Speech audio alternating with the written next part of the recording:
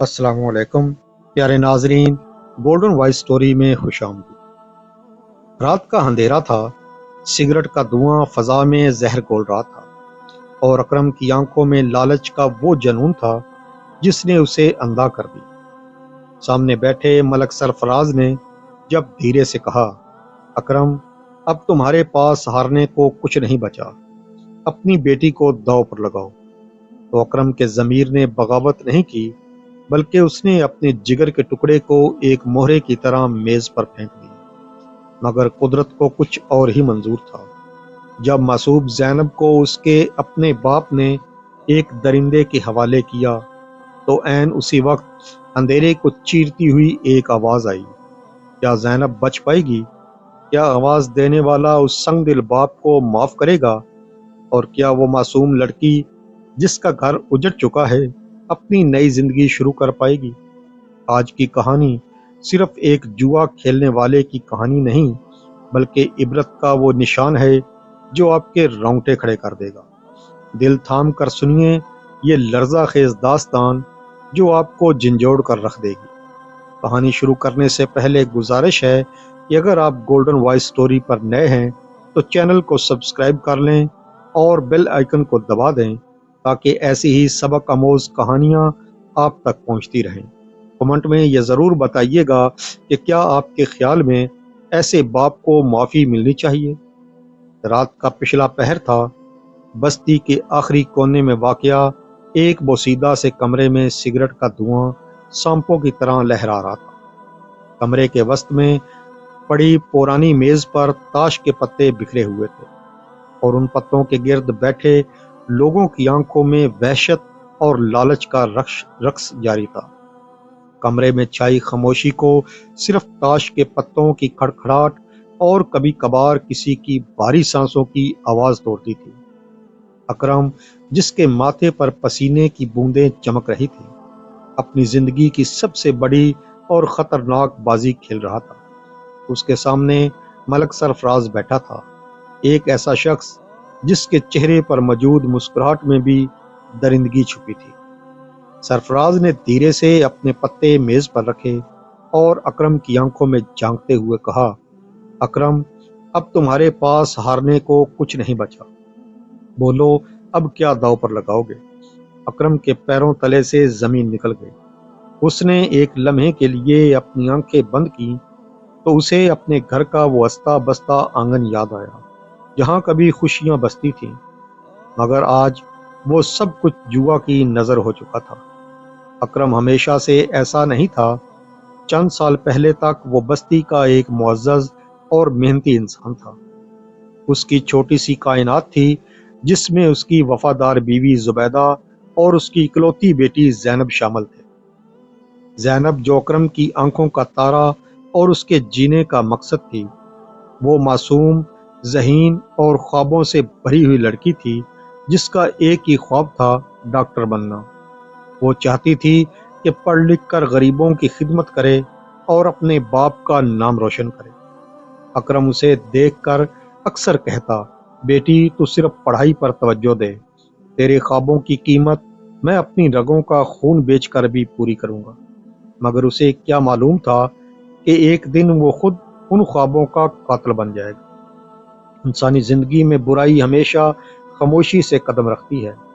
अकरम के लिए जुआ शुरू में महज एक मशगला था, दोस्तों के साथ बैठकर कभी कभार ताश खेलना, थोड़ी बहुत जीत पर खुश होना और हार पर मुस्कुरा देना।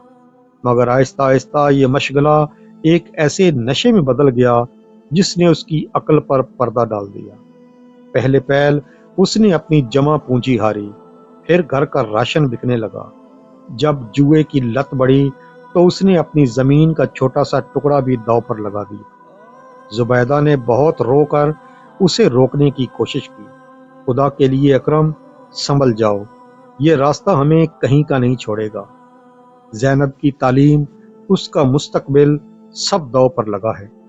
मगर अकरम को बस एक बड़ी जीत का इंतजार था। उसे लगता था एक रात ऐसी आएगी जब वो सब कुछ वापस जीत लेगा और फिर कभी जुआ नहीं खेलेगा। मगर वो रात कभी ना आई। زبیدہ شوہر کے اس بدلے ہوئے روپ اور غربت کے بوجھ تلے بیمار پڑ گئی اور ایک دن خاموشی سے اس دنیا سے رخصت ہو گئی۔ اب اکرم کے پاس صرف زینب رہ گئی تھی، اس کی آخری امید اور آخری متاع۔ زبیدہ کی وفات کے بعد بھی اکرم نہ سنبھلا۔ اب تو اس کے پاس کھونے کو کچھ تھا ہی نہیں، اس لیے وہ اور بھی بے خوف ہو کر کھیلنے لگا۔ اسی رات ملک سرفراز نے اسے اپنے جال میں پنسا لیا۔ سرفراز جانتا تھا کہ اکرم اب کنگال ہو چکا ہے، مگر اس کی نظر اکرم کی جوان سال اور خوبصورت بیٹی زینب پر تھی۔ اکرم، اگر تم یہ آخری بازی جیت گئے تو تمہارا سب کچھ واپس مل جائے گا، زمین، پیسہ، گھر کی عزت، سب کچھ۔ سرفراز نے جال پھینکا۔ اور اگر میں ہار گیا تو؟ اکرم نے لرزتی آواز میں پوچھا۔ اگر ہار گئے تو تمہاری بیٹی زینب میری ہوگی، سرفراز نے سپاٹ لہجے میں کہا۔ کمرے میں موجود دیگر لوگ دم بخود رہ گئے۔ ایک باپ کو اپنی بیٹی داؤ پر لگانے کا کہا جا رہا تھا۔ اکرم کا ضمیر تڑپا، اس کی روح نے چیخ کر کہا کہ بھاگ جا یہاں سے، مگر جوئے کے شیطان نے اس کے کان میں سرگوشی کی۔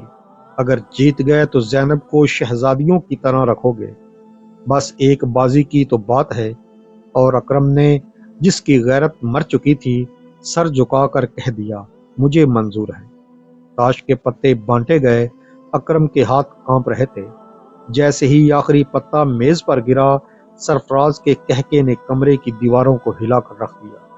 اکرم ہار چکا تھا، اس نے اپنی بیٹی، اپنی غیرت اور اپنی آخرت سب کچھ ہار دیا تھا۔ کل رات تک زینب میرے بنگلے پر ہونی چاہیے، ورنہ یاد رکھنا اکرم، میں جتنا دے سکتا ہوں اس سے زیادہ چھیننا بھی جانتا ہوں، سرفراز نے اٹھتے ہوئے فاتحانہ انداز میں کہا۔ اکرم کٹی ہوئی پتنگ کی طرح وہیں گر گیا۔ اس کے پاس اب رونے کے لیے آنسو بھی نہیں بچے تھے۔ وہ ایک زندہ لاش بن چکا تھا جو اپنے ہاتھوں سے اپنے جگر کے ٹکڑے کا سودا کر کے آیا تھا۔ جب اکرم گھر پہنچا تو زینب حسب معمول اس کے انتظار میں جاگ رہی تھی۔ ابو، آپ اتنی دیر سے کیوں آئے؟ میں نے آپ کے لیے کھانا گرم کر کے رکھا ہے۔ اس کی آواز میں وہی معصومیت اور وہی محبت تھی۔ اکرم نے نظریں چرا لیں اور اس معصوم چہرے کو دیکھ ہی نہیں پا رہا تھا۔ ہاں بیٹی، بس کام زیادہ تھا، تم سو جاؤ، کل ہمیں کہیں جانا ہے۔ کہاں ابو؟ زینب نے حیرت سے پوچھا۔ ایک دور کے رشتہ دار کے ہاں، اکرم نے جھوٹ بولتے ہوئے اپنا رخ دوسری طرف کر لیا۔ اسے محسوس ہو رہا تھا جیسے اس کے اندر کوئی چیز ٹوٹ کر بکھر رہی ہے۔ اگلی رات اکرم زینب کو لے کر نکلا، راستے بھر وہ خاموش رہا۔ زینب کو عجیب سا احساس ہو رہا تھا۔ وہ بار بار اپنے باپ کا چہرہ دیکھتی جس پر پشیمانی اور خوف کی گہری پرچھائیاں تھیں۔ جب وہ سرفراز کی عالی شان مگر ہیبت ناک بنگلے کے سامنے پہنچے تو زینب کے قدم رک گئے۔ ابو، یہ کس کا گھر ہے؟ یہاں تو کوئی نہیں رہتا، زینب نے سہم کر پوچھا۔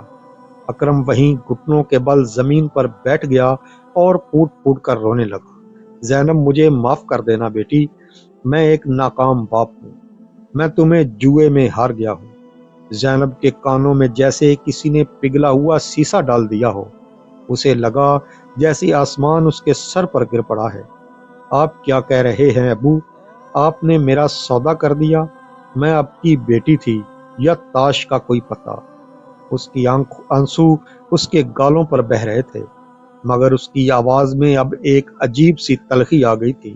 آپ مجبور نہیں تھے ابو، آپ نے انتخاب کیا تھا۔ آپ نے پیسے اور لالچ کو اپنی بیٹی پر فوقیت دی۔ اسی لمحے سرفراز بہر آیا، اس کی نظریں زینب کے وجود کو جھلسانے لگی تھی۔ آ گئی میری جیت۔ اس نے آگے بڑھ کر زینب کا ہاتھ پکڑنے کی کوشش کی، مگر اسی لمحے بنگلے کے گرد چاروں طرف سے پولیس کی گاڑیوں کے سائرن گونج اٹھے۔ کوئی اپنی جگہ سے نہیں ہلے گا، پولیس نے گھیر لیا ہے، ایک گرجدار آواز آئی۔ در حقیقت اس جوئے کے اڈے پر پولیس کی نظر کافی عرصے سے تھی، اور مخبر نے عین اسی وقت اطلاع دی تھی جب یہ انسانیت سوز سودا ہو رہا تھا۔ انسپیکٹر شہزاد اپنی ٹیم کے ساتھ دیواریں پھلانگ کر اندر داخل ہوئے۔ ملک سرفراز نے بھاگنے کی کوشش کی مگر پولیس اہلکاروں نے اسے دبوچ لیا۔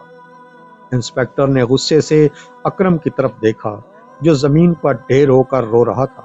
ایک باپ ہو کر تم نے اپنی بیٹی کا سودا کیا، تمہیں تو ایسی سزا ملے گی کہ دنیا یاد رکھے گی۔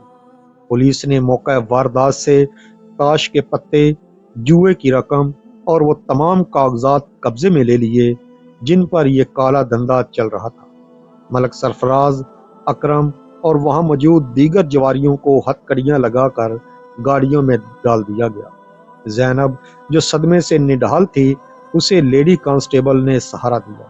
قانون کے مطابق چونکہ اس کا گھر اب محفوظ نہیں تھا اور اس کا واحد سہارا مجرم ثابت ہو چکا تھا، اس لیے عدالت کے حکم پر زینب کو دارالامان منتقل کرنے کا فیصلہ کیا گیا۔ کچھ ماہ بعد عدالت نے اپنا تاریخی فیصلہ سنایا۔